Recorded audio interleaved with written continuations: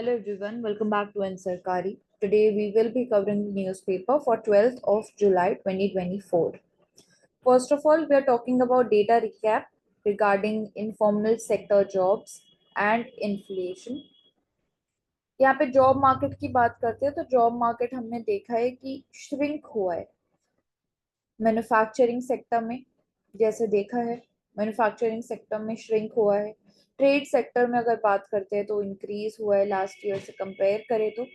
इसके अलावा ओवरऑल हर सेक्टर को मिला के अगर हम बात करते हैं तो श्रिंक हुआ है 2010 से अगर कंपेयर करें 2020 को।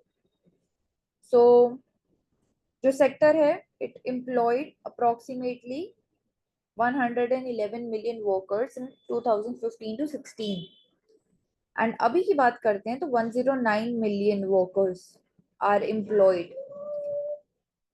सो अनएम्प्लॉयमेंट जो है इंडिया का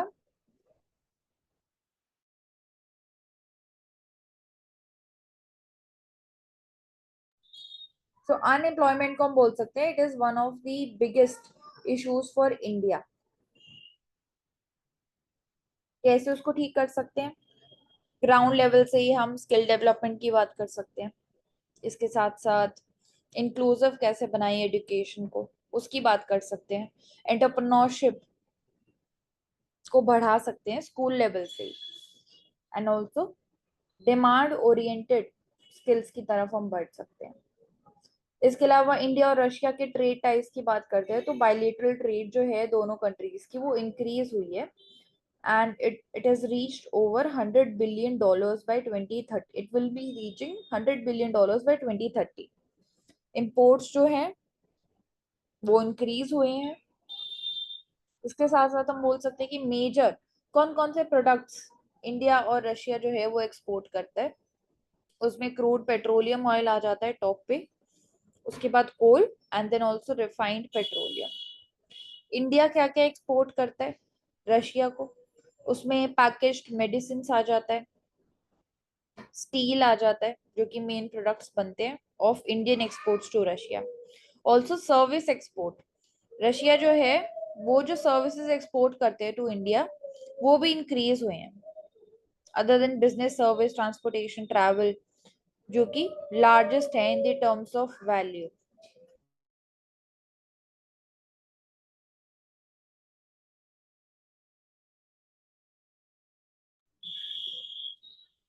इसके अलावा मनरेगा तो Mahatma Gandhi national rural employment guarantee scheme जो कि रूरल लेवल पे हम बोल सकते हैं गारंटीड एम्प्लॉयमेंट प्रोवाइड करता है।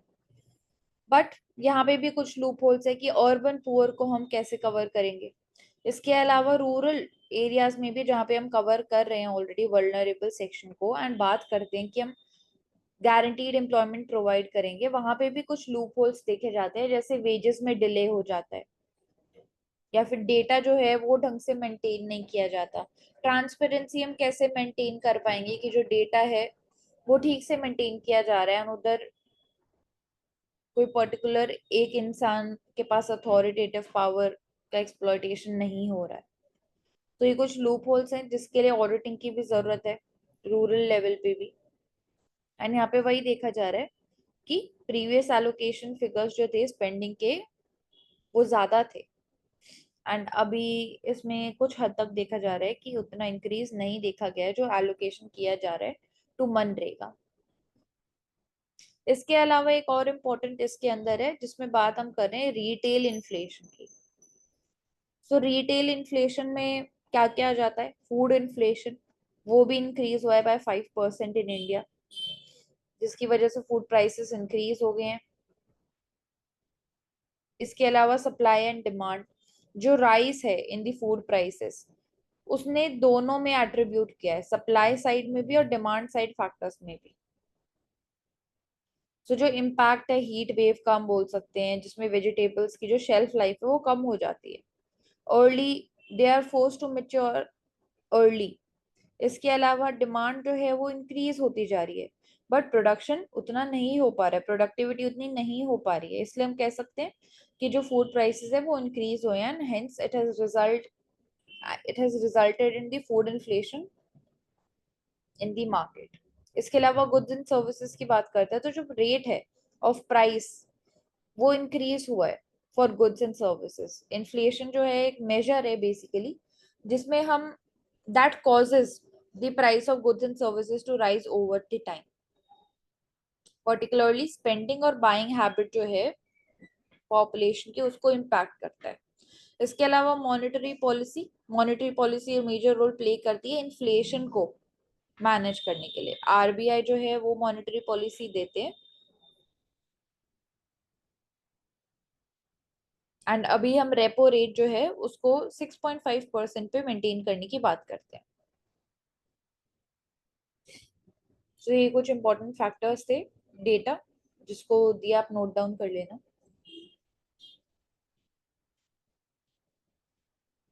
Then next we are talking about India's population to double China's by 2085 UN report. So यहाँ पे हम देख रहे हैं कि it will be peaking at 1.7 billion in 2061. Currently 1.45 billion है।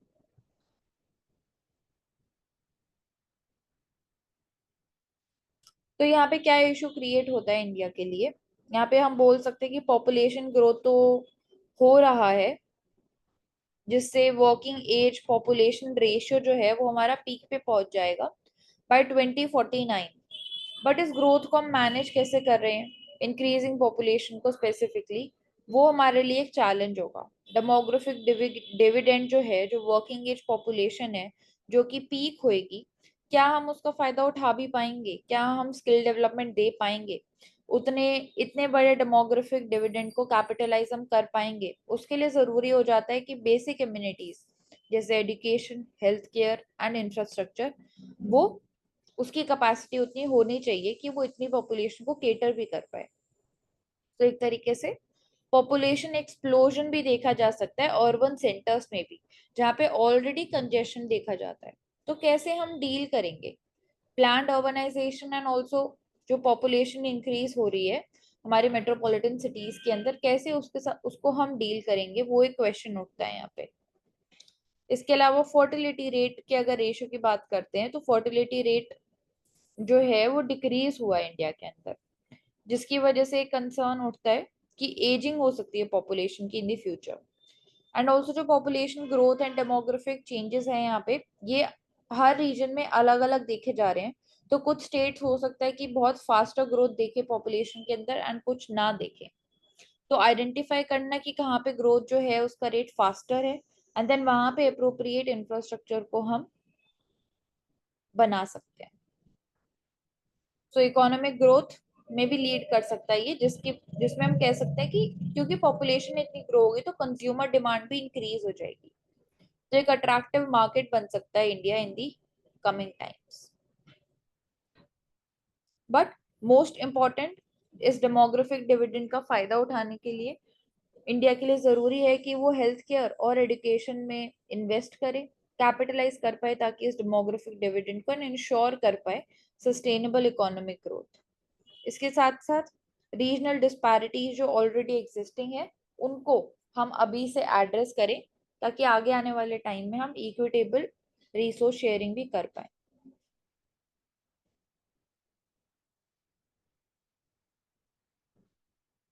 नेक्स्ट नेक्स्ट को हम इसी से कनेक्ट कर सकते हैं कि एम्प्लॉयमेंट और जो स्ट्रक्चर्ड रिफॉर्म्स है, how they can boost India's growth.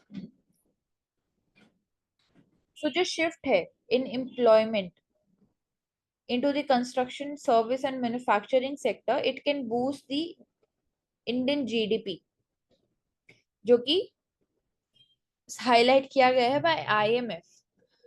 तो इन सेक्टर्स में जरूरी है कि जो डेमोग्राफिक डिविडेंड हमारा इंक्रीज भी हो रहा है इन सेक्टर्स के अंदर हम ज्यादा से ज्यादा स्किल डेवलपमेंट करवा पाए दी यूथ, ताकि बेसिकली जो मैन पावर है उसको हम सिग्निफिकेंटली यूटिलाइज भी कर पाए। इसके अलावा यहाँ पे दिखाया जा रहा है कि जो रोल ऑफ एग्रीकल्चर है in terms of aggregate output, वो डिक्लाइन हुआ है बाय 40%। अगर कंपेयर करते हैं 1980 से लेके 1980 में हमने देखा 40% डिक्लाइन हुआ है एंड 2019 में हमने देखा कि 15% डिक्लाइन हुआ है। So 42% of the workers in 2019 were engaged in agriculture. So depressed labor productivity in agriculture sector. तो एग्रीकल्चर सेक्टर में भी कैसे हम प्रोडक्टिविटी को इंक्रीज कर सकते हैं. देन ऑल्सो जो कंस्ट्रक्शन सेक्टर है वो एक इम्पॉर्टेंट सेक्टर बन जाता है एग्रीकल्चर के बाद. एंड हमें मेक श्योर करना चाहिए कि जितने भी सेक्टर की हम बात कर रहे हैं उनकी प्रोडक्टिविटी ज्यादा रहे. पर वर्कर वैल्यू एडेड जो है, मतलब कितनी ओवरऑल प्रोडक्टिविटी है वर्कर्स की इन दैट पर्टिकुलर सेक्टर, कितना आउटकम हम निकाल पा रहे हैं, कितने टाइम कितने आवर्स ऑफ वर्क हम उसमें इंगेज्ड हैं, वो इम्पोर्टेंट हो जाता है कि वो ज्यादा हो.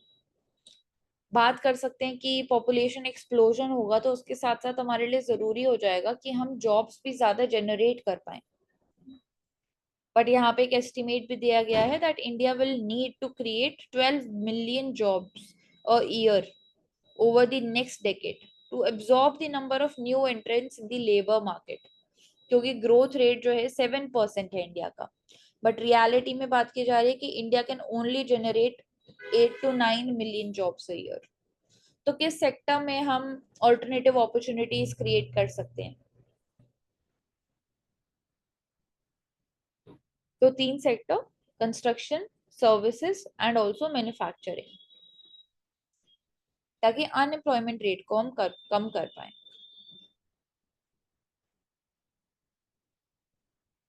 India added 2.5 more jobs in financial year 24 as compared to the previous years.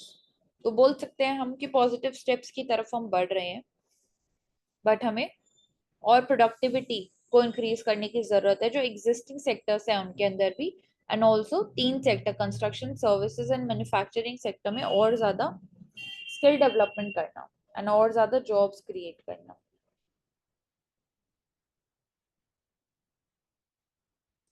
Next, India readies the plan to double airports to 300 by 2047. So India ने प्लान किया कि एयरपोर्ट्स का जो काउंट है उसको डबल कर देंगे. It will be going up to 300 by 2047, जो कि 8 फोल्ड इंक्रीज होगा. क्योंकि हम देख रहे हैं कि 8 फोल्ड इंक्रीज पैसेंजर ट्रैफिक के अंदर भी हो रहा है, तो उतने नीड्स को केटर करने के लिए हमारे पास इंफ्रास्ट्रक्चर भी होना चाहिए. तो इम्पोर्टेंट रोल यहाँ पे आएगा एयरपोर्ट अथॉरिटी ऑफ इंडिया, जिन्होंने ये प्लान ड्राफ्ट किया है जिसमें 70 air strips can be developed into a full fledged airport. तो रिसेंटली हमने देखा भी था होसुर एयरपोर्ट के केस में, जिसमें जो गाइडलाइंस थी उनके अकॉर्डिंग भी इस्टेब्लिश किया जाता है कि अगर ऑलरेडी कोई एग्जिस्टिंग एयरपोर्ट है विद इन दी 150 किलोमीटर्स, तो आप दूसरा एयरपोर्ट नहीं बना सकते हैं. बट अप्रूवल जो है उसके लिए वो सेंटर देते हैं केस टू केस बेसिस के ऊपर, क्योंकि ऑलरेडी ऐसे एग्जिस्टिंग एयरपोर्ट्स हैं भी जो एक दूसरे के 150 किलोमीटर्स के डिस्टेंस के अंदर है. तो national airport development plan by airport authority of India उन्होंने ड्राफ्ट किया है, जिसमें वो प्रोजेक्ट कर रहे हैं कि एनुअल पैसेंजर ट्रैफिक जो है वो ग्रो होने वाला है by 10 to 12% from 376 million to 3 billion by 2047. तो इस इंक्रीज को हम बोल सकते हैं कि सिविल एविएशन मिनिस्ट्री जो है and also airport authority of India जो है, जो विजन ऑफ 2047 है उसमें एक एयरपोर्ट और ओवरऑल इंफ्रास्ट्रक्चर जो है वो भी मेन रोल प्ले करेगा. तो airports count domestic passengers twice. तो यहाँ पे देखा जा रहा है कि इंटरनेशनल ट्रैफिक भी जो है वो 10 से 12% इंक्रीज होगा. अभी करंटली बात करते हैं तो 138 एयरपोर्ट्स इंडिया के अंदर ऑपरेशनल है and we are aiming to increase them to 300 by 2047, जो पैसेंजर ट्रैफिक इंक्रीज होने वाला है उस चीज को केटर करने के लिए. तो एयरपोर्ट्स में भी ब्राउन फील्ड जो ऑलरेडी एक्सिस्टिंग इंफ्रास्ट्रक्चर है बट उसको कन्वर्ट कर देना एयरपोर्ट के अंदर, एंड ग्रीन फील्ड जिसमें आप जीरो से एक तरीके से स्टार्टिंग करते दी कंस्ट्रक्शन ऑफ द एयरपोर्ट. तो दोनों ही मेथड्स को हम यूटिलाइज कर सकते हैं.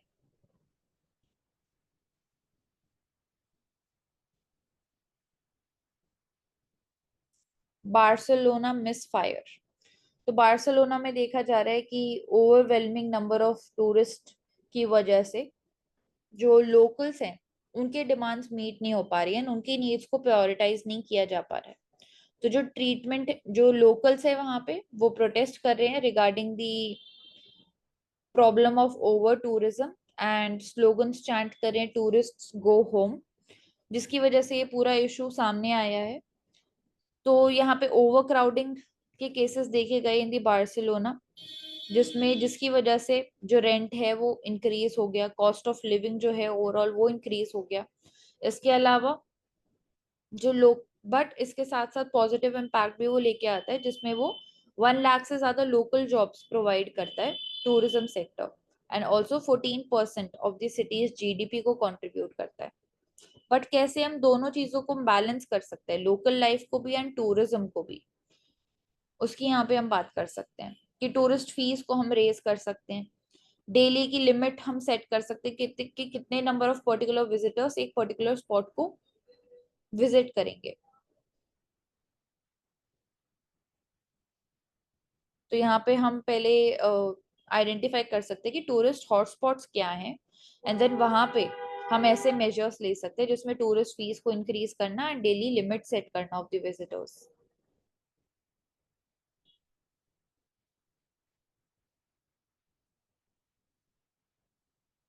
बट अगर बोले हम कि इंडिया के अंदर सेम प्रॉब्लम देखने को मिले तो हमें क्या करना चाहिए इन दी नॉर्दर्न साइड और in the major tourist hotspot areas? आशिक। इनर लाइन परमिट तो है ही इंडिया में, अरुणाचल प्रदेश और बाकी सब जगह पे। दूसरा, कोटा सिस्टम हो सकता है। और ऐसा आपने बोला कि पास कर सकते हैं, सेवरल पासेस। टाइमलाइन पहले से डिसाइड कर सकते हैं, बुकिंग पहले से होना चाहिए,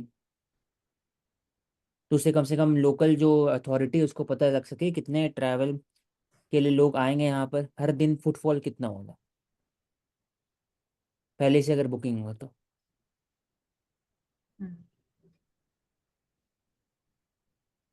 इन ज्योग्राफिकल फैक्टर जैसे कैरिंग कैपेसिटी, उनको भी ध्यान में रखना चाहिए। Next, future investment in India's EV space. So Indian government plan कर रही है कि इलेक्ट्रिक व्हीकल्स का जो स्कोप है उसको वो एक्सपैंड करेंगे, जिसमें अडॉप्शन ऑफ इलेक्ट्रिक व्हीकल्स, जो कि हमारा एम है of achieving 30% of the private cars to be electric, then 50-70% of the commercial cars to be electric, 40% buses and 80% 2 or 3 wheelers to be electric by 2030, जिसके लिए हम EV policy को expand करने की यहाँ पे बात कर रहे हैं। एंड फेम स्कीम्स भी हम लेके आए थे 2015 के अंदर, जिसमें जो डिपेंडेंसी है फॉसिल फ्यूल के ऊपर और व्हीकुलर एमिशन को एड्रेस करने की हमने बात की थी। इसके साथ साथ ऑटोमोटिव सेक्टर जो है उसके अंदर हम पीएलआई स्कीम भी लेके आए थे इन 2021, जिससे डोमेस्टिक मैन्युफैक्चरिंग को बूस्ट करने की हमने बात की थी, एंड ऑल्सो कैसे और अट्रैक्टिव हम बना सकते हैं इस पूरे मार्केट को। इसके अलावा advanced chemical cell battery storage जैसे यहाँ पे बताया जा रहा है, उसके अंदर भी हमने पीएलआई स्कीम को इंट्रोड्यूस किया, ताकि जो मैन्युफैक्चरिंग कैपेबिलिटी है एसीसी बैटरी स्टोरेज की उसको भी इंक्रीज कर सके हम इंडिया के अंदर। इसके अलावा कस्टम ड्यूटी एग्जेम्पशन हमने दिया, ताकि जो इंपोर्ट है कैपिटल गुड्स का या फिर मशीनरी पार्ट्स हैं जैसे कि लिथियम आयन सेल हो जाते हैं for which are used in the batteries, जिनको हम इलेक्ट्रिक व्हीकल्स के अंदर यूज करते हैं, उस पे हम कस्टम ड्यूटी को हमने एग्जेम्प्ट किया। इसके अलावा जीएसटी जो है इलेक्ट्रिक व्हीकल्स के ऊपर उसको भी हमने रिड्यूस किया, ताकि अफोर्डेबिलिटी इशू जो है इंडियन कंज्यूमर्स के लिए उसको हम कम कर पाए, एंड ऑल्सो एक बोल सकते हैं कि मार्केट की जो अट्रैक्टिवनेस है लोगों के लिए, क्योंकि वो अफोर्डेबल एंड एक्सेसिबल होगा, तो वो भी इंक्रीज होगा। इसके साथ साथ इलेक्ट्रिक व्हीकल्स के लिए भी जो इंफ्रास्ट्रक्चर चाहिए उसको भी हम इंक्रीज करने के लिए स्टेप्स ले रहे हैं साथ में, जिसमें चार्जिंग इंफ्रास्ट्रक्चर, टैरिफ रेट में यूनिफॉर्मिटी लाना, ये सब इंपॉर्टेंट हो जाता है, जिसकी वजह से ईवी का अडॉप्शन जो है वो इंक्रीज हो जाएगा विद टाइम।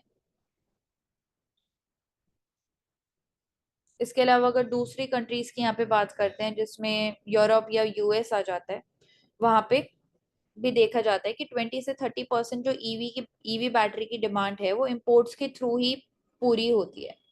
एंड इंडिया की भी अगर हम बात करते हैं तो इंडिया भी इन चीजों में काफी ज्यादा इंपोर्ट डिपेंडेंट है। तो इसलिए हमारे लिए जरूरी हो जाता है कि डोमेस्टिक लेवल पे हम मैन्युफैक्चरिंग स्टार्ट करें। एंड ऑल्सो लिथियम के लिए भी जैसे हम नई मार्केट्स में टैप कर रहे हैं, जिसमें ऑस्ट्रेलिया के साथ, साउथ अफ्रीका के साथ, लैटिन अमेरिका के साथ हम पार्टनरशिप की बात करते हैं, ताकि जो इम्पोर्ट डिपेंडेंसी है वो सिर्फ एक कंट्री पे जिसमें चाइना आ जाता है उसी के ऊपर ना रहे। इसके अलावा काबिल जो है वो भी क्रिटिकल मिनरल्स को टैप करने में हेल्प करता है इंडिया की। सो $100 बिलियन प्लस ईवी अपॉर्चुनिटी है इंडिया के पास, जिसमें हम बोल सकते हैं कि जो अट्रैक्टिवनेस है ओवरऑल मार्केट की वो इंक्रीज होगी, तो इन्वेस्टर्स जो है वो भी और ज्यादा इन्वेस्ट करेंगे। एंड अफोर्डेबिलिटी होने की वजह से जो अडॉप्शन है ऑफ ईवी व्हीकल्स वो भी इंक्रीज होगा।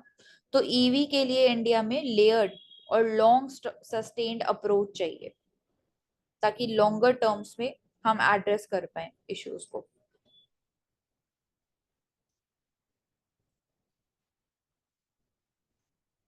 तो लोकलाइजेशन होना जरूरी है ईवी प्रोडक्शन का, and also transfer of technology जो हम दूसरी कंट्रीज के साथ कर सकते हैं। और लॉन्ग टर्म में इसमें लिखा हुआ है ना कि ईवी एडॉप्शन में आपको एक बीच में एक बफर चाहिए जो हाइब्रिड कैपेसिटी से पूरा हो सकता है। डायरेक्टली ईवी में आप ट्रांसफ़र नहीं कर सकते ना।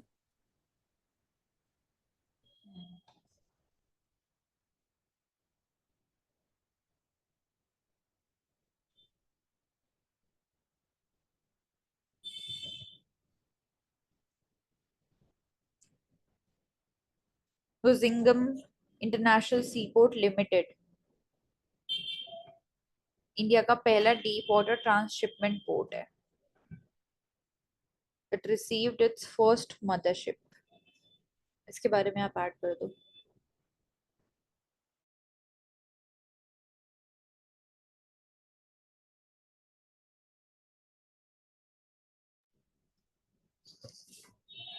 जो जिंगम international sea port first trans deep water मतलब क्या हुआ? It allows the transfer of cargo from one ship to another at that port. Government of Kerala का है। कंटेनर बिजनेस करने के लिए पीपीपी मॉडल पर डेवलप हो रहा है with Adani port private limited. Hmm. और गवर्नमेंट ऑफ केरला का है, लेडेड बाय सीपीआई। और it is position to compete with global transshipment flow Colombo Singapore Dubai. Natural depth 18 meter है। क्यों चाहिए ओवरऑल? क्योंकि 75% of the India's transshipment cargo जो है it is handle outside India, Colombo, Singapore, Klang, बाकी जगह। ट्रांसशिपमेंट मतलब क्या होता है? एक तरह से कि बाहर से कोई कंट्री से कोई दूसरे कंट्री से आ रहे हैं, अगर टेम्पररी वहाँ हॉल्ट करके चेंज करके वापस ही कर सकते हैं। इंडिया में डायरेक्ट है। ट्रांसशिपमेंट बहुत कम, 30% है सिर्फ। हम्म।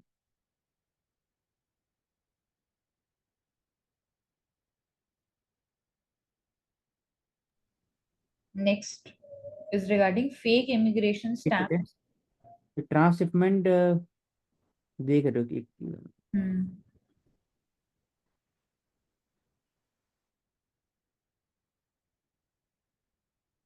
The ports where is offloaded to take connective access transshipment मतलब कि अगर वन कंट्री से दूसरे कंट्री जाना है तो बीच में एक जगह वहां पर आपको रुकना होगा, ऑफलोडिंग करना होगा at a intermediate port loaded on to another different ship to make onward journey to its final destination. इसको ट्रांसशिपमेंट बोलते हैं। हमारे पास ऐसा नहीं है, बहुत कमी है। 70% ट्रांसशिपमेंट हम लोग का जो होता है वो बाहर होता है, कोलंबो में होता है, सिंगापुर में होता है। तो अगर इंडिया में होगा तो हो सकता है कि बाहर से कंट्री जो शिप आएंगे यहाँ ऑफलोड होंगे और दूसरे शिप में लोड होकर के फिर जाएंगे, तो उससे फॉरेक्स रिजर्व बचेगा, ओवरऑल जॉब क्रिएशन बढ़ेगा, और आप और लॉजिस्टिक सप्लाई वर्ल्ड के अंदर में इंटीग्रेट हो जाएंगे।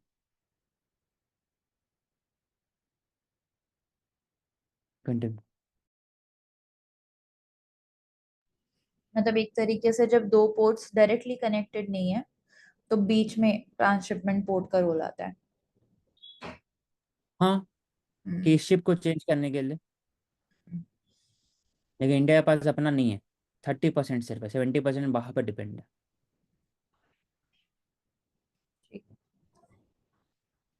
Next, how dunki network thrives. तो fake immigration stamps, illegal boat journey, कुछ फैक्टर्स हैं यहाँ पे दिखाए गए हैं जो कि रिस्पॉन्सिबल होते हैं इस रूट के लिए। यहाँ पे बात करते हैं इस डंकी रूट के बारे में भी। तो बेसिकली जो यहाँ पे देखा जाता है कि several and lakhs of Indians जो हैं यूएस, यूके, यूरोप जैसे कंट्रीज को रीच करने के लिए बेसिकली काफी डेंजरस इमिग्रेशन रूट्स को अवेल करते हैं एंड वहां पे पहुंचने का ट्राई करते हैं इलीगली, जिसकी वजह से पूरी प्रॉब्लम क्रिएट होती है। इसमें कैसे होता है कि अगर आपको यूएस जाना है तो मेक्सिको के थ्रू आप टिकट लोगे, मेक्सिको के थ्रू आप बॉर्डर के अंदर जाओगे, या कनाडा के टिकट लेकर के आप यूएस के अंदर घुसोगे। यूरोप जाना है तो टर्की के थ्रू जाओगे, हम्म। या फिर by boat from African region to Italy के शोर तक जाओगे। तो फेक शेंजन वीजास इसको यूज करके घुसते हैं,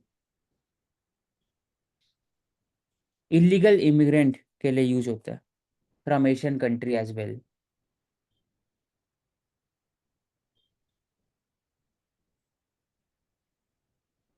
तो शॉर्ट टर्म बेनिफिट्स के लिए हम बोल सकते हैं कि पुअर सैलरी है या ऑलरेडी लिविंग कंडीशंस अच्छे नहीं है एंड ये एक अट्रैक्टिव अपॉर्चुनिटी बन जाता है। हम्म। तो हम इसमें लोकल लेवल पे अवेयरनेस कर सकते हैं, इंडिया के अंदर भी देख ऐसा सकते होता है हैं ना कि वहाँ से। बगल में आसपास में कोई लोग, अरे उनका बेटा गया है उस तरफ, बहुत पैसा भेज रहा है, तो आपको लगता है कि आपको ही जाना चाहिए, बहुत अच्छा मौका मिलेगा।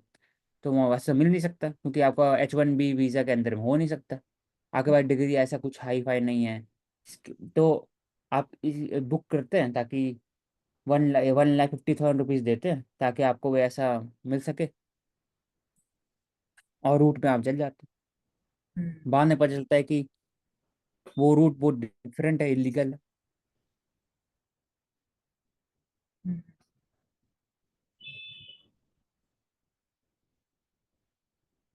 And fake letter of appointment उनको मिल जाते हैं जिनकी वजह से इजीली वीजा भी मिल जाता है उनको दूसरी कंट्रीज का।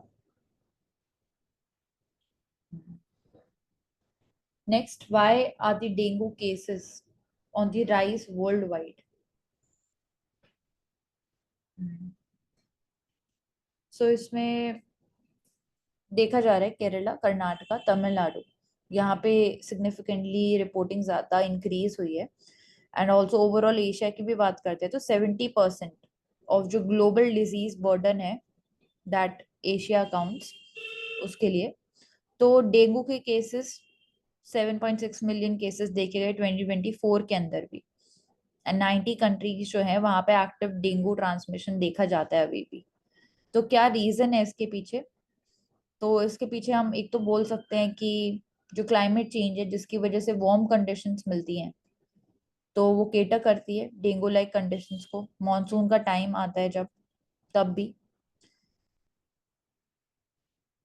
जिससे एपिडेमिक होने का बेसिकली हम बोल सकते हैं चांसेस जो है वो इंक्रीज हो जाते हैं। इसके साथ साथ अर्बन एरिया जहाँ पे ऑलरेडी कंजेशन ज्यादा है, अनप्लान्ड अर्बनाइजेशन है, वेंटिलेशन ठीक से नहीं है, ओपन स्पेसेस ठीक से नहीं है, वहां पे रिस्क इंक्रीज हो जाता है। ह्यूमन एक्टिविटीज हैं जैसे कि वेक्टर और होस्ट में इंटरेक्शन, मतलब अपने लिए भी प्रोटेक्टिव लेयर एक रखना जिससे आप मॉस्किटोज के कांटेक्ट में नहीं आ रहे हैं, वो भी जरूरी हो जाता है। इसके साथ साथ क्लाइमेट चेंज की वजह से जो वेदर पैटर्न है जो चेंज हुए हैं, इराटिक रेनफॉल देखी जाती है, एक हीट डोम जैसे इफेक्ट्स देखे जाते हैं। इसके साथ साथ रीजनली टेम्परेचर में इंक्रीज देखा जाता है, जो कि केटर करता है डेंगू के स्प्रेड को। सो इंडिया में अगर पहली बार बात करते हैं तो विल्लोर डिस्ट्रिक्ट तमिलनाडु, यहाँ पे पहली बार केस देखा गया था of dengue fever in 1956। And Tamil Nadu में देखा गया कि बार बार आउटब्रेक देखे जाते हैं once in every 5 years last decade से। तो लास्ट आउटब्रेक यहाँ पे 2017 के अंदर हुआ था, जो कि हाईलाइट करता है कि इम्पोर्टेंट हो जाता है सर्वेलेंस, जिसके लिए हम पहले से ही प्रिवेंटिव मेजर्स लें ताकि इस चीज़ को प्रिवेंट किया जा सके। सैनिटेशन मेंटेन रखें, वेंटिलेशन ठीक से रखें, एंड इसके साथ साथ इमीडिएट रिस्पांस टीम्स भी हमारे पास अवेलेबल होनी चाहिए। जो क्रिटिकल मौसम होता है जिसमें बेसिकली डेंगू केसेस इंक्रीज होते हैं, आउटब्रेक ज्यादा होता है, तो एडीज मॉस्किटो से होता है डेंगू। एंड जैसे ही ह्यूमंस इन्फेक्टेड मॉस्किटो के कांटेक्ट में आते हैं तो वो फैल जाता है।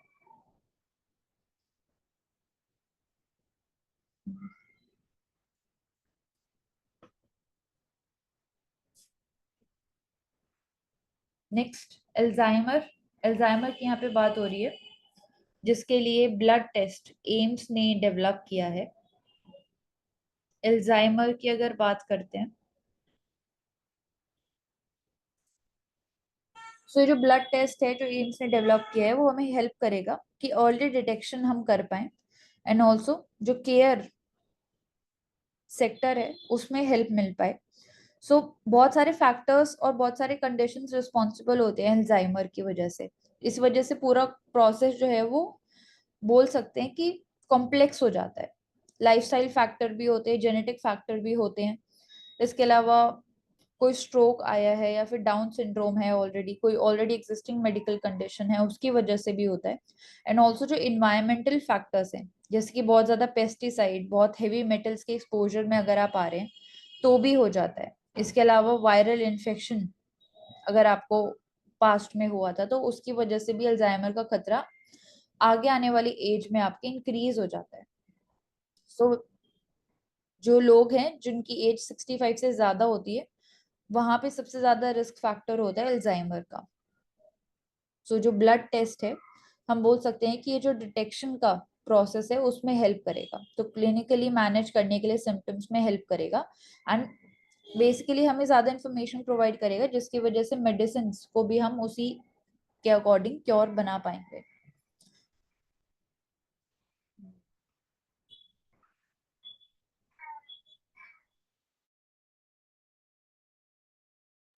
आप ले लो ये पर।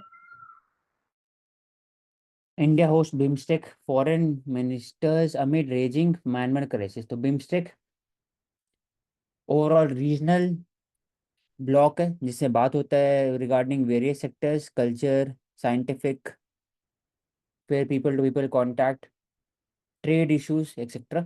उसमें अफगानिस्तान और पाकिस्तान नहीं है, बाकी फिर म्यांमार और इवन थाईलैंड भी है इसमें बिम्स्टेक में। तो इससे कैसा फ़ायदा होगा कि साउथ एशिया बहुत लीस्ट इंटीग्रेटेड रीजन है, तो आप मोर एंड मोर कोलैबोरेशन बढ़ेगा तो ट्रेड का चांसेस है। प्लस म्यांमार वाले जो इशू है अभी कि there is a refugee crisis in Myanmar of A destabilisation, उसको आप वहाँ पर बात कर सकते हैं। वहाँ पर BIMSTEC can offer very third party solution to Myanmar crisis, इसमें हो सकता है। प्लस हर एक कंट्री जो आसपास में नेबरिंग कंट्री है, they can channelise their efforts, aid efforts to Myanmarese people. तो it plays very important role.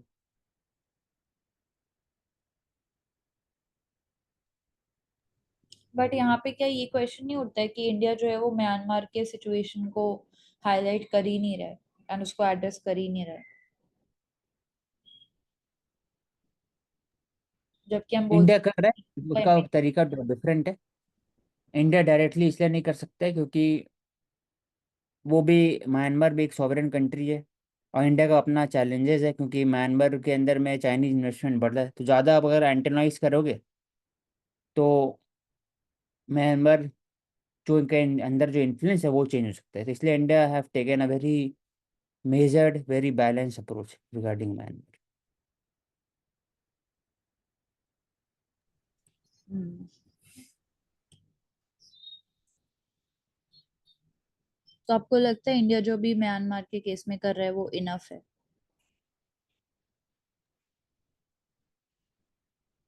और इंडिया को करना चाहिए, क्योंकि म्यांमार में लगातार अभी तक में कोई भी बात जगह पे शांति नहीं है, पीस एंड सिक्योरिटी स्टैब्लिश नहीं हुआ है।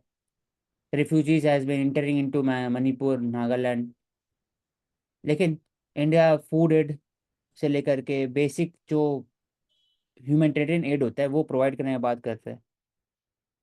और दूसरा कि म्यांमार के साथ जो लॉन्ग टर्म बेसिस पे ट्राईलैटरल मल्टी मॉडल नेटवर्क का बात हो रहा था, या फिर डिफेंस ट्रीटी का बात हो रहा था, कोऑपरेशन का बात हो रहा था, वो सब एक तरह से देखा जाए बैकग्राउंड में उतने स्पीड से नहीं हो पा रहे, क्योंकि चाइनीज इन्फ्लुएंस बढ़ते हैं।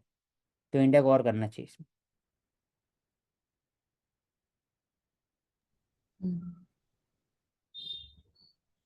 Next we are talking about Pankaj Mala, जो कि साइकिलिंग कर रहे हैं फ्रॉम कश्मीर टू कन्याकुमारी और सोलर एनर्जी मिशन पे हैं, सोलर राइट पे। सो बेसिकली इनको एक पर्सनल हेल्थ क्राइसिस हुआ था लास्ट ईयर, जिसमें रेस्पिरेटरी इन्फेक्शन इनको हुआ था, जिसकी वजह से ब्रीथ करना बहुत ज्यादा मुश्किल हो गया था इनके लिए। तो इन्होंने डिसाइड किया कि ये कश्मीर से लेके कन्याकुमारी तक साइकिल करेंगे एंड ऑन द वे लोगों को इंस्पायर करेंगे to install the solar panels, ताकि कार्बन फुटप्रिंट को हम रिड्यूस कर पाए। सो सोलर एनर्जी को प्रमोट करने की इन्होंने बात की थी, जिसमें डिफरेंट स्कीम्स के बारे में, गवर्नमेंट स्कीम्स के बारे में ये अवेयरनेस फैलाते हैं, जिसमें बताया जा रहा है कि ओनली 10% ऑफ जो पेमेंट है वो आपको देनी होगी, 90% पेमेंट जो है ईएमआई के थ्रू हो जाएगा। तो ऐसे जो सोलर स्कीम्स ऑलरेडी एग्जिस्टिंग है एंड सोलर पैनल्स की वारंटी जो है 25 ईयर्स तक होती है, ऐसे एस्पेक्ट जो है सोलर पैनल्स को लेके एंड सोलर एनर्जी को लेके वो अवेयरनेस फैला रहे हैं लोगों के अंदर। एंड ओवरऑल बोल सकते हैं कि ताकि लोग सस्टेनेबल प्रैक्टिसेस की तरफ बढ़े, वो एक मेजर मिशन है इनका, लोगों को इंस्पायर करने का। तो पंकज माला।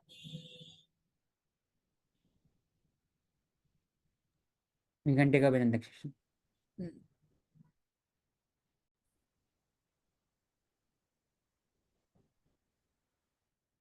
Supreme court verdict on alimony for Muslim women enables larger fight for equality and justice. तो लैंडमार्क जजमेंट में सुप्रीम कोर्ट ने ये रूल किया है कि divorce women can seek alimony from a husband under section 125। और एक तरह से उन्होंने बताया कि राइट टू एलिमनी और maintenance it is a basic fundamental right under article 21 and, और सबके लिए बराबर होना चाहिए। जो 14 के अंदर में हर एक रिलीजन बराबर है, हर एक रिलीजन के अंदर में अगर मिलता है तो इसमें भी मिलेगा। तो for example maintenance, divorce, marriage, polygamy, halala, custody, guardianship of childrens and property, inheritance, muta marriages, Islamic concept of consent and mehr are diluted in this practices.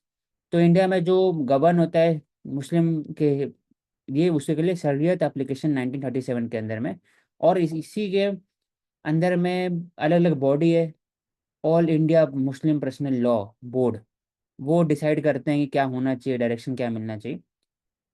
तो उनका इस कहना ये रहता है कि सुप्रीम कोर्ट सिविल कोर्ट है, it cannot jurisprudence in such religious matter. लेकिन सुप्रीम कोर्ट कहना है कि caution morality should prevail in every other field. और रिलीजन के अंदर में एसेंशियल रिलीजियस प्रैक्टिसेस आते हैं, ईआरपी आते हैं, जो डिसाइड करते हैं कि वो एसेंशियल है टू प्रैक्टिसेस ऑफ रिलीजन। अगर नहीं है तो overall constitutional morality judicial revolt will take place. उसी का एक वर्ड था मूटा मैरिजेस, ये क्या रहता है? ये आपको सर्च कर लेना ऑनलाइन।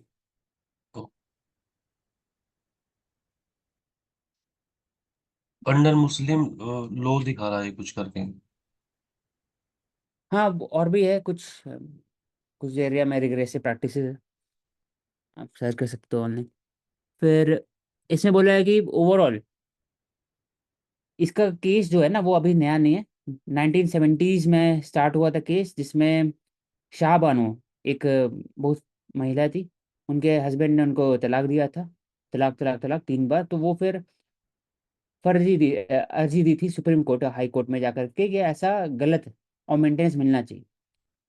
तब उस समय सुप्रीम कोर्ट डायरेक्शन यही था कि वैसा तलाक देना इट इज़ अनकॉन्स्टिट्यूशनल। लेकिन उस समय के जो गवर्नमेंट थे, राजीव गांधी के थे, under the pressure from the ulemas 1980s में उन्होंने ओवरटर्न कर दिया था सुप्रीम कोर्ट जजमेंट को। तो उसी में से पूरा इंडिया का जो ओवरऑल एक 400 मेजोरिटी के बावजूद भी उन्होंने ओवरटर्न किया था। तो वहीं से फिर चेंज हो गया पूरा सिनेरियो, पॉलिटिक्स भी चेंज हुआ इंडिया में, हर चीज़ में। तो उसके बाद से उनकी बाकी जगह हिंदू जो है क्रिश्चियन हो गया, वहाँ पर they enjoy protection of reform personal law enacted by parliament. लेकिन मुस्लिम वुमेन के लिए अलग से शरिया कोर्ट है और वो लीगल है।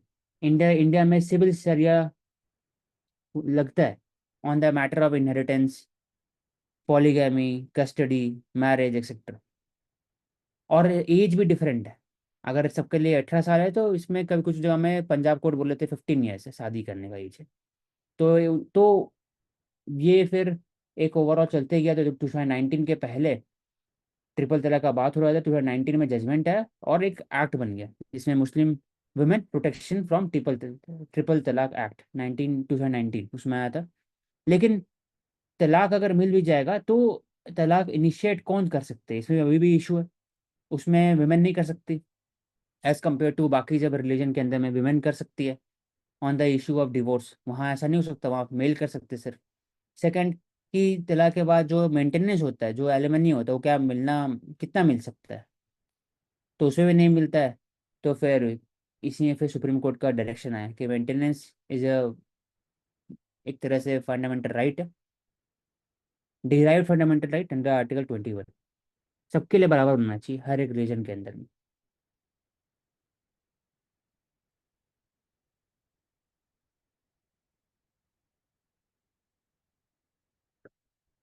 M.K. नारायण बहुत इस्टेब्लिश्ड पर्सनल है, NSA थे वो, IB के डायरेक्टर भी थे, फॉर्मर गवर्नर वेस्ट बंगाल।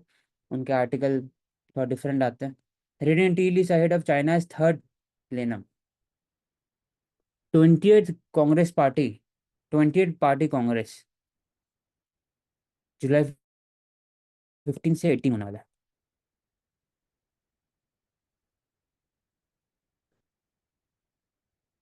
इससे बात हो रहा है कि overall zero Covid policy China ने फॉलो किया था एक बार। इकोनॉमिक रिफॉर्म का बात हो सकता है वहां पर। Third plenum typically set the economic strategy for next 5 years to 10 years। Third plenum session of 11th party congress in December 1978 Deng Xiaoping. तो ओवरऑल चाइनीज कम्युनिस्ट पार्टी में जैसे इंडिया बोलते हैं ना 1991 रिफॉर्म, वैसे ही चाइनीज कम्युनिस्ट पार्टी में अगर बोला जाए चाइना के हिसाब से तो वहां पर भी एक रिफॉर्म है 1978 वाला, जो एक तरह से प्रिकर्सर है 1991। अब पहले मॉ थे, मॉ वॉज वेरी सेंट्रलाइज, मॉइस्ट, वहीं से मॉइस्ट आता है टर्म। तो वो बात करते हैं पेजेंट रेवोल्यूशन, वो बात करते हैं कि ओवरऑल जो इंडस्ट्री होना चाहिए it should be village industry, हर घर के अंदर में एक आयरन फर्नेस होना चाहिए। वो बात करते हैं कल्चर रेवोल्यूशन, कल्चर के स्पेसिफिक में आपको लॉयल्टी टू द CPC होना चाहिए। It was very disastrous for Chinese people. उसके बाद फिर देंग जाओपिन आता है। और यूएस और रशिया के बीच में जब कोल्ड वॉर पीक पे रहता है तो US चाहता है कि ऑल्टरनेटिव पावर जो चाइना है उसके साथ सपोर्ट में है, ताकि USSR को हेज कर सके। तो उन्होंने 1978 में स्टार्ट किया। तो डेंग जाओपिंग रिफॉर्म आया जिसमें डेंग जाओपिंग ने बात किया कि जो USSR फेस कर रहा है regarding economic crisis, economic issues, centralisation of plan, वो चाइना को फेस नहीं करना पड़े। तो rather than opening of the country, जो प्रेस्टोरिका और ग्लानोस्ट है like USSR, they talked about opening of the country regarding investment, foreign investment और इकोनॉमिकली ओपन करें, सोशली और पॉलिटिकली ओपन नहीं करें। तो डेंग जाओपिंग रिफॉर्म है। और उसके बाद चाइना, आज जो चाइना है वो दिखता है। साथ ही साथ डेंग जाओपिंग के साथ वन चाइल्ड पॉलिसी है तो चाइना के समय। तो फिर और बहुत सारे लीडर्स आए 2012 तक। कलेक्टिव लीडरशिप का कॉन्सेप्ट है, कलेक्टिव लीडरशिप मतलब कि कोई भी एक सिंगल पर्सन रहेंगे पावर में, लेकिन he will be responsible to the, एक कोर कमेटी रहेंगे हाईएस्ट पॉलिट ब्यूरो के अंदर में, कोर कमेटी उसमें अकाउंटेबल रहेंगे। लेकिन 2012 के बाद से, जब शी जिनपिंग आए, उसके बाद से ही हैज यूनिफाइड लीडरशिप, और वो कलेक्टिव लीडरशिप को एक तरह से बैकड्रॉ में रखे, और वो खुद को एक सुप्रीम बना दिया अभी तक में। चाइना का इंटेंशन क्या हो सकता है ये थर्ड प्लेनम में? लॉन्ग टर्म में हो सकता है कि ताइवान को इंटीग्रेट करना, हांगकांग को उन्होंने स्टार्ट किया था, प्लस चाइनीज वैल्यूज और उसको एक पोर्ट्रे करना हर एक जगह पे, global security initiative, global civilisation initiative, use of the Confucius institute across the world, India relationship भी एक स्ट्रेन के अंदर में, बॉर्डर क्लैशेस है अलग अलग कंट्री के साथ, फिलीपींस के साथ है, वियतनाम के साथ है। इंडिया का स्टैंड क्या है? India is becoming major power from middle power. तो इंडिया चाइना का राइवलरी जो 1960 से स्टार्ट हुआ था, वो ओवरकम हो सकता है फंक्शनल अप्रोच के हिसाब से। बेसिक कुछ कुछ एरिया में आप काम करो, और कुछ कुछ एरिया अगर नहीं हो पा रहा है तो उसको बात के लिए छोड़ दो। तो कम से कम कुछ एरिया में तो आप कोलैबोरेट कर सकते हैं, वो कर सकते हैं चाइना के साथ। सेकंड, इंडिया अपने जो कैपेसिटी बिल्डिंग कर सकते हैं रिगार्डिंग डिफेंस, तो उससे चाइना को कंटेन कंटेन कर सकते हैं। तो उसमें दो टाइप से कैपेसिटी बिल्डिंग होता है, एक इंटरनल बैलेंस ऑफ पावर, एक एक्सटर्नल होता है। तो internally you can increase the capacity of nuclear capability, deterrent, defence, military, modernisation plan. External में डिप्लोमेसी, और आप अलायंस का पार्ट पार्ट बन सकते हो, तो क्वाड जैसे है, और भी एरियाज हो गए।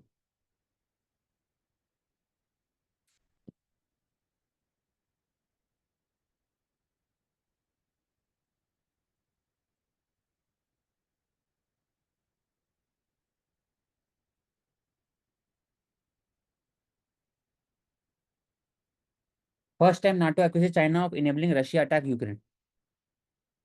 तो पहली बार, अभी तक में नाटो ने स्टैंड हमेशा एंटी रशिया लिया था, लेकिन वो पहली बार एंटी चाइना स्टैंड भी लिया। उन्होंने बताया कि चाइना है supply Russia with advance software component to rebuild its defence industry.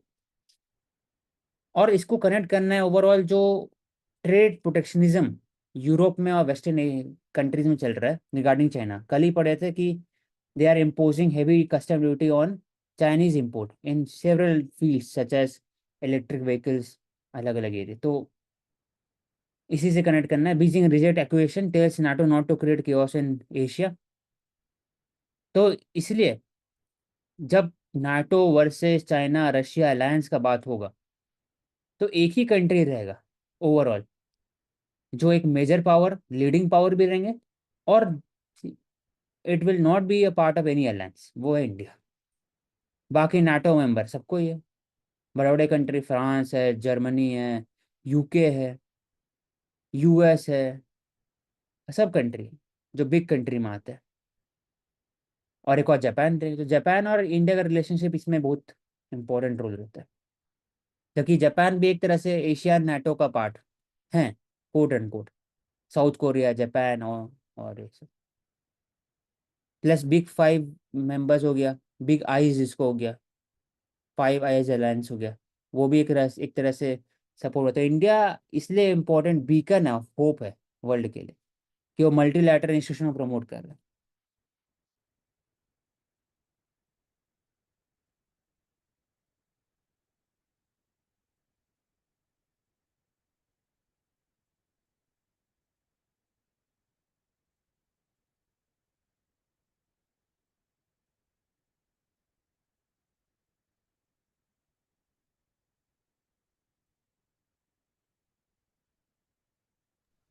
Next, India और ऑस्ट्रिया। जब इंडिया ऑस्ट्रिया की बात करते हैं, तो Austria is not a part of NATO. That is why after prime minister Modi ji have visited Russia, Moscow, और हर बार मॉस्को ट्रैवल किए आफ्टर इलेक्शन। 15 में ट्रैवल किया, 19 में ट्रैवल किया, और अभी ट्रैवल किया 3 बार। बायलैटरल ऐसे ट्रैवल कर सकते हैं, लेकिन बायलैटरल जो प्रॉपर बायलैटरल होता है फर्स्ट टाइम, तो इसमें क्या, तो वो मॉस्को के बाद यहीं पर है, क्योंकि Australia can be a very neutral power in European union में मोस्टली जो कंट्रीज है नाटो मेंबर भी है। ऑस्ट्रिया नाटो मेंबर भी नहीं है लेकिन यूरोपियन यूनियन का मेंबर है, इसलिए जरूरत है कंट्री बॉर्न न्यूट्रल। और Austria Nehru, Austrian approach Jawahar Nehru first थे जो उनने एक तरह रिलेशनशिप को इनिशिएट किया था ऑस्ट्रिया के साथ, क्योंकि वो न्यूट्रल थे उस समय से। 55 बोला जाता है। इवोल्यूशन ऑफ टाइस, हर एक फील्ड में ऑस्ट्रेलिया क्यों मैटर करता है, future sustainable economic technology solution है, ई कॉमर्स फिनटेक जो नॉर्मल बात करते हैं वो हो गया। Balance position Russia Ukraine war में लिया है ऑस्ट्रिया ने, क्रिटिसाइज किया है लेकिन कमर्शियल टाई दोनों का इंटैक्ट रहा है। एंड जो आईमेक कॉरिडोर भी है उसमें भी इम्पोर्टेंट रोल प्ले करेगा। हम्म,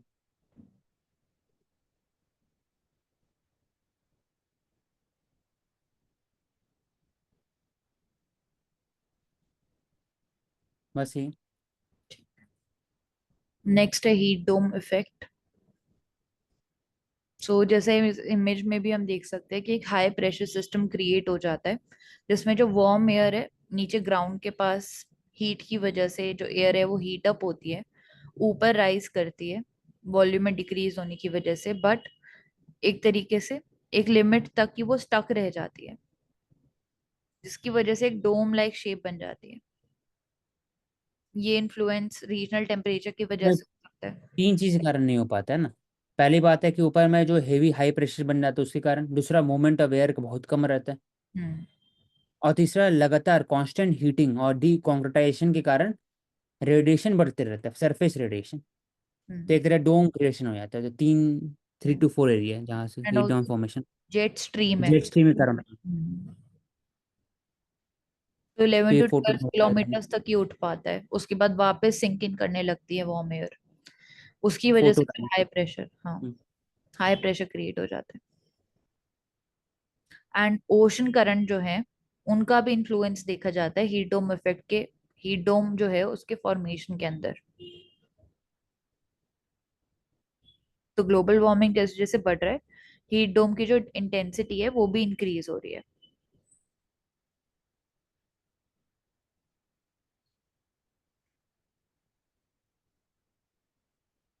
late sleepers are cognitively sharper than the early risers, ये ये यहाँ। ऐसे कुछ हम्म। डिपेंड करता है वो, हम्म। स्टडी हमेशा नहीं आता रहता वो देखना। So chronotype, which determines when one feels most alert. So sleep duration कैसा है, quality कैसा है. By location sharing can't be bail condition. Require the accused person to share their location on the Google Maps.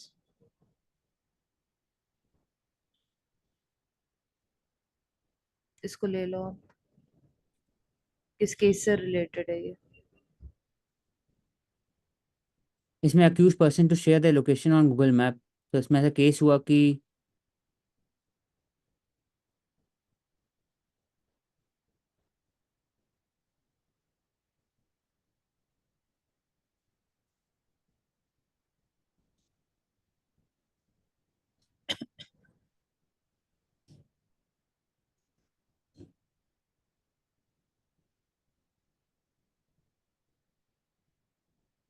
देखना पड़ेगा इसको।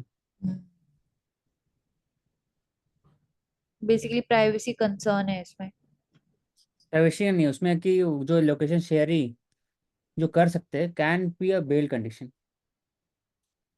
मतलब online location share किए थे, ड्रग ट्रैफिकिंग कुछ था इसमें, कि agency track every movement of the accused by using any technology otherwise would violate article right to privacy under R21।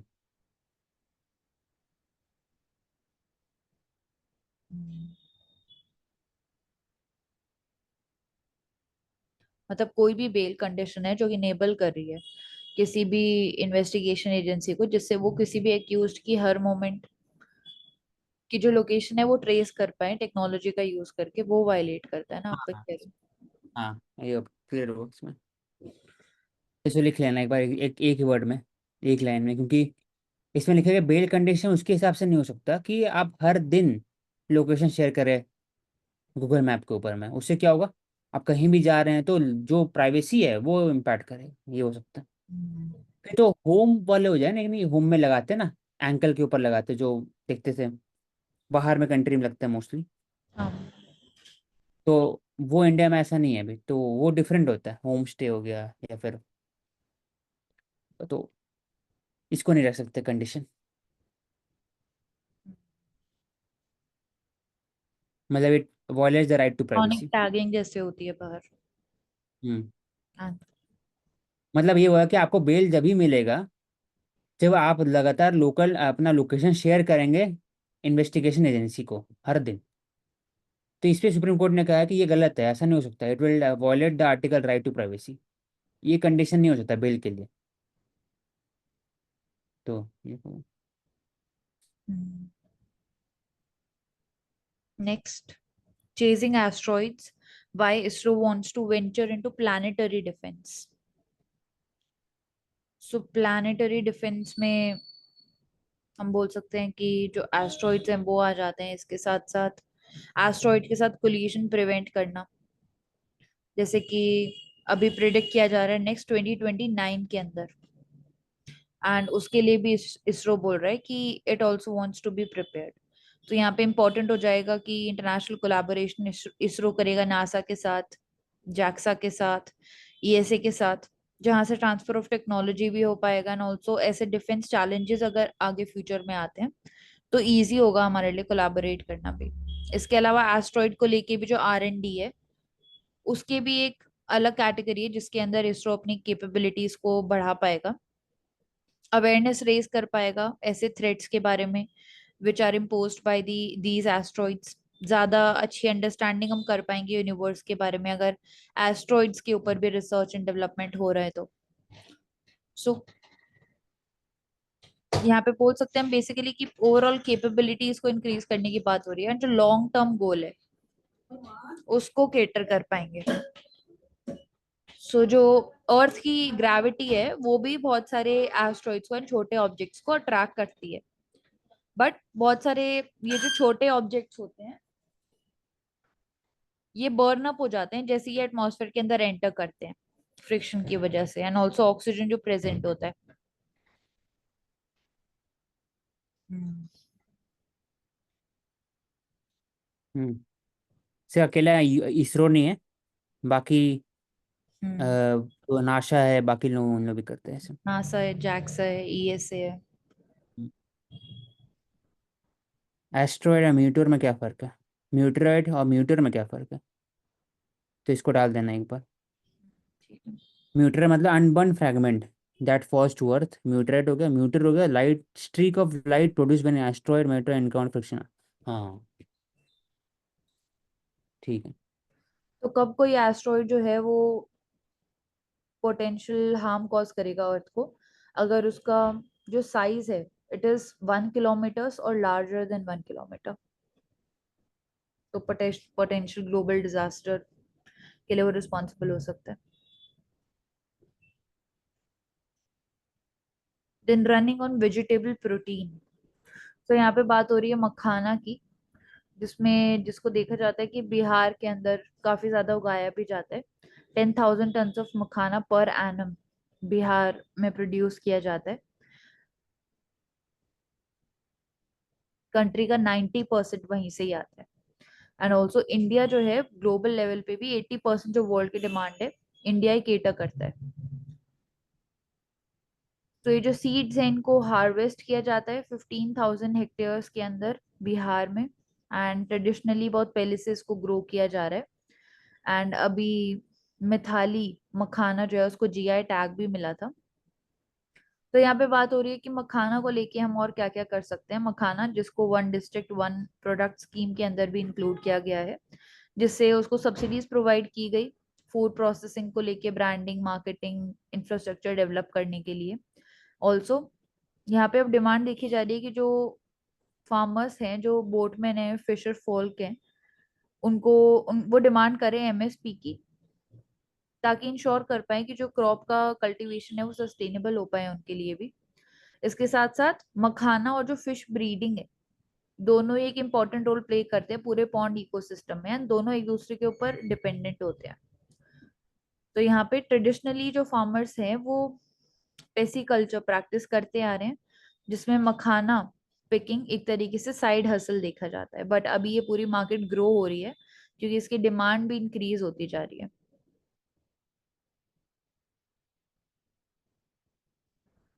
तो जो स्मॉल स्केल ट्रेडर्स हैं वो भी आगे आने वाले टाइम में, या अभी बोल सकते हैं कि चैलेंजेस फेस कर रहे हैं, जिसमें बड़ी कंपनीज जो हैं वो आके सेटअप होने लग रही हैं।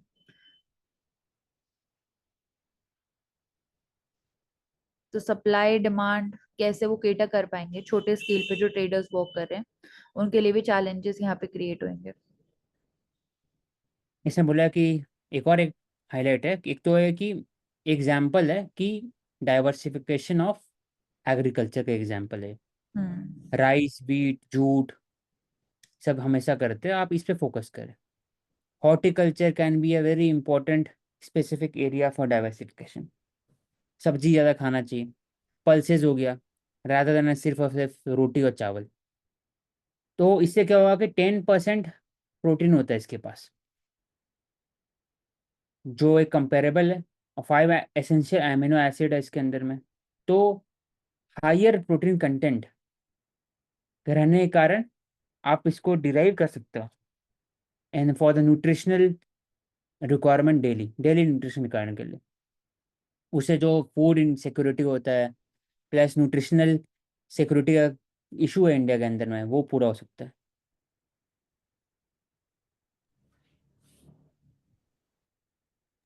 तो बोल सकते हैं प्रोटीन हंगर को कम करने में हेल्प करेगा डायरेक्टली, हम्म। स्पेशली जो लेकिन वेजिटेरियन। बात ये है, तो महंगा है, हम्म। 8,000 रुपीज़ पर केजी है।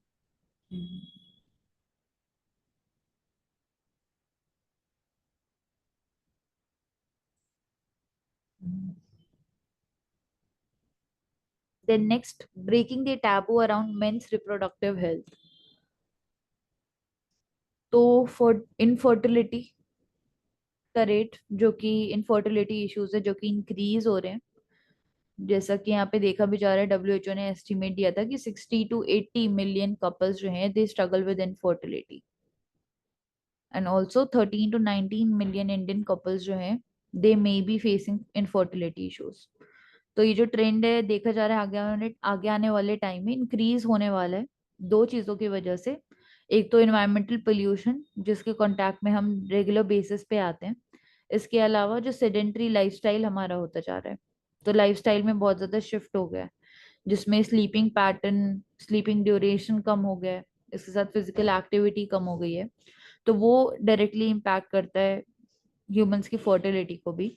तो मेल इनफर्टिलिटी की यहाँ पे जैसे बात हो रही है, it accounts for 50% of the total infertility cases in India.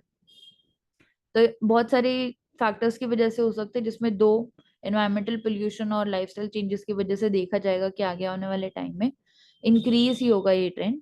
इसके अलावा स्ट्रेस लेवल, आपका हार्मोनल इम्बैलेंस, जेनेटिक फैक्टर्स की वजह से भी, एंड ओवरऑल किसी सर्टेन इन्फेक्शन के एक्सपोजर में अगर आप आए हैं, ये इंटरनल फैक्टर्स हो जाते हैं। इसके अलावा एक्सटर्नल फैक्टर्स जिसमें एनवायरमेंटल पोल्यूशन, पेस्टिसाइड जिसमें क्रॉप्स में यूज होता है तो वो बहुत ज्यादा लेवल है। इसके अलावा प्लास्टिक्स है, इन सब के कांटेक्ट में जब आप आते हैं तो फर्टिलिटी रेट डायरेक्टली इम्पैक्ट होता है। तो लाइफस्टाइल इंटरवेंशन होना चाहिए, हेल्दी लाइफस्टाइल होना चाहिए। ऑल्सो पेरेंट्स का रोल, स्पेशली फादर्स का, वो एक क्रिटिकल रोल प्ले कर सकते हैं to educate their son on these issues. And youth से ही हम बोल सकते हैं कि अच्छी लाइफस्टाइल प्रैक्टिसेस का होना जरूरी है, जिसमें हेल्दी ईटिंग हैबिट्स आ जाती है, रेगुलर स्लीप पैटर्न आ जाता है, लो कंजम्पशन या टोटली एलिमिनेट कर देना the consumption of alcohol, tobacco and दूसरे इंटॉक्सिकेंट्स। सो योगा भी इंपॉर्टेंट रोल एक प्ले कर सकता है, क्योंकि स्ट्रेस का लेवल जो है वो इंक्रीज होते जा रहा है हमारे लाइफस्टाइल की वजह से, ऑल्सो करियर ऑप्शंस की वजह से भी, कॉम्पिटिटिवनेस की वजह से भी। तो योगा मेडिटेशन जो है वो भी एक इम्पोर्टेंट रोल प्ले कर सकते हैं रिप्रोडक्टिव हेल्थ के अंदर। इसके अलावा जो टैबू है उसको इन कम करने के लिए हम बोल सकते हैं कि और ज्यादा अवेयरनेस होनी चाहिए ना, और ज्यादा बात होनी चाहिए इन टॉपिक्स के ऊपर, ताकि एक नॉर्मलाइज डिस्कशन हो पाए फैमिली लेवल पे भी। तो पेरेंट्स का साथ होना, पेरेंट्स का जो रोल है वो भी बहुत ज्यादा इंपॉर्टेंट हो जाता है इसमें, ताकि एक सपोर्टिव एनवायरनमेंट और एक इन्फॉर्म्ड एनवायरनमेंट हम बना पाए। सो रिप्रोडक्टिव हेल्थ में हम हमेशा वुमेन की बात करते हैं, तो मेन की भी रिप्रोडक्टिव हेल्थ बहुत ज्यादा जरूरी है, एंड जो टैबू है उसके अराउंड उसको कम करना बहुत ज्यादा जरूरी है। जो डिफरेंट ऑप्शंस भी हैं जैसे आईवीएफ, इन विट्रो फर्टिलाइजेशन, जो कि कपल्स अवेल करते हैं, genetic counselling. Last, should states get the special package outside finance commission's allocation? So finance commission ने recently बोला था कि जो states थे they should be given 41% of the divisible tax pool, जिसमें उत्तर प्रदेश एंड बिहार जो है they got the largest amount of तो for funds example were allocated. Your voice is breaking. तो आंध्र प्रदेश डिमांड कर रहे हैं कि इकोनॉमिक पैकेज मिलना चाहिए, तमिलनाडु बोल रहे हैं ज़्यादा मिलना चाहिए, south you are penalising south for limiting its own population, for population control you are not giving much fund. However finance कमी 15 फाइनेंस कमीशन के अंदर में 10-12.5% दिया गया डेमोग्राफिक एक डिविडेंड को, लेकिन तब भी ज़्यादा फंड नहीं मिल पाता है। तो इसमें वो बात करते हैं सेकंड, फाइनेंस कमीशन बात करते थे कि 41 से बढ़ना चाहिए। 15 में Uttar Pradesh Bihar got the most fund, और साउथ बोलते हैं कि उनको थोड़ा कम मिलता है। तो क्या प्रॉब्लम है? प्रॉब्लम अलग अलग है कि फाइनेंस कमीशन का जीएसटी काउंसिल जो है एक तरह से उसके अंदर वैट, उसके अंदर अलग अलग रेवेन्यू जो है सेस सरचार्ज वो इंक्लूड नहीं होता है। फाइनेंस कमीशन का जब बात करते हैं तो उसमें जो फॉर्मूला है it's can be made more inclusive, और उसमें एक बोरोइंग लिमिट का आना चाहिए फैसिलिटी, जिसमें हर एक स्टेट यूज कर सके और हर एक स्टेट के रेवेन्यू एक्सपेंडिचर अपना कम कर सके और कैपिटल में इन्वेस्ट कर सके। कैपिटल में इन्वेस्ट करने के लिए उनको लेसर अमाउंट ऑफ फंड, उसको उनको लेसर अमाउंट ऑफ इंटरेस्ट के हिसाब से फंड मिल सकता है। एंड जैसा कि यहाँ पे बोला जा रहा है कि GST has damage federalism because states are very diverse, तो इस पे आप क्या बोलोगे? तो इसको क्रिटिसाइज करें कि ऐसा नहीं है। However GST has certain limitation. For example बहुत सारे गुड्स एंड सर्विसेज वो इंक्लूड नहीं है, अल्कोहल इंक्लूड नहीं है, एविएशन फ्यूल इंक्लूड नहीं है, cess and surcharge central use करते हैं, और plus frequent changes in GST rate ये इम्पैक्ट करता है स्टेट का अपना। और प्लस स्टेट ने बोला था कि आप उनको 14.5% के हिसाब से हर साल कंपेंसेशन मिलेगा, वो भी पूरा नहीं हो पा रहा है। तो ई वे भी बिल भी है, लेकिन ओवरऑल इंटर स्टेट में भी उनको एक ज़्यादा पार्टिसिपेशन नहीं मिल पा रहा है। तो बोल सकते हैं कि जीएसटी काउंसिल जो है उनको ज़्यादा से ज़्यादा एक तरह स्टेट को देना चाहिए, लेकिन on the same basis state को भी अपना देखना है फाइनेंशियल हेल्थ। बहुत सारे स्टेट सिर्फ और सिर्फ सब्सिडी यूज करके रेवेन्यू एक्सपेंडिचर हाई है। कुछ कुछ जगह में तो हिमाचल प्रदेश के वाले जगह में तो पेंशन और वही वन रैंक वन पेंशन और ओल्ड पेंशन स्कीम में ही 60% खर्चा है। तो उसमें आप सेंटर पर ब्लेम नहीं कर सकते, आपको खुद भी देखना है। फॉर एग्जाम्पल बिहार हो गया, आप सिर्फ रिजर्वेशन पर फोकस, और दूसरा कि आप ओवरऑल रेवेन्यू एक्सपेंडिचर पे फोकस ज़्यादा करेंगे, सब्सिडीज पे करेंगे और इस्टेब्लिश नहीं करेंगे अलग अलग एग्री इंस्टीट्यूशन या फिर इंडस्ट्रीज, तब फिर दिक्कत हो जाएगा। आप ओवरऑल सेंटर पे पूरे ब्लेम नहीं कर सकते। तो both centre and state have to reformulate or they have to synchronize their planning so that overall capital expenditure can increase और रेवेन्यू में आप एक तरह से फिजिकल प्रूडेंस मेंटेन कर सकता है।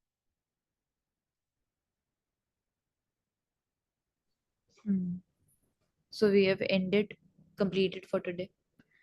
Thank you so much, everyone. We discussed several important dimensions regarding the GS papers. It was a very comprehensive session. Thank you so much. Keep learning and keep watching Ansarkari. Thank you.